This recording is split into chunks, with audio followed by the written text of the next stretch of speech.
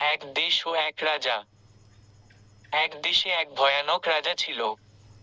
তিনি ছিলেন অত্যন্ত কঠোর, নিষ্ঠুর, এবং নিজের ক্ষমতা দেখানোর জন্য সবকিছু করতে রাজি। রাজ্যের প্রজারা তাকে ভয় পেত, কারণ তার আদেশ অমান্য করলেই কঠিন শাস্তি ভোগ করতে হতো। একদিন রাজা ঘোষণা দিলেন, আমার রাজ্যে কেউ আমার বিরোধিতা করতে পারবে না। যে করবে, তার শাস্তি মৃত্যু। রাজ্যের মানুষ ভয়ে চুপ হয়ে গেল। কিন্তু এক যুবক, নাম তার অর্জুন, এই অন্যায়ের প্রতিবাদ করতে চাইল।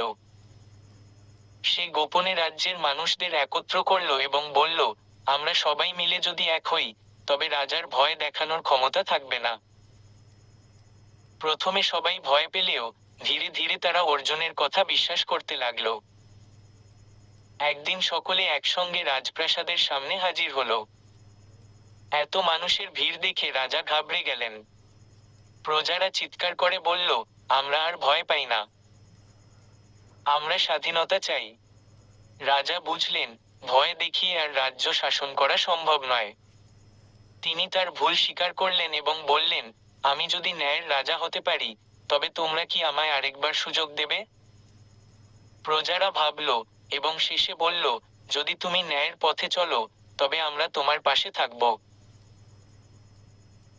এরপর থেকে রাজা বদলে গেলেন। তিনি প্রজাদের কথা শুনতে লাগলেন, ন্যায়ের পথে চলতে লাগলেন। আর সেই দেশ একদিন সত্যিই সুখের রাজ্যে পরিণত হলো।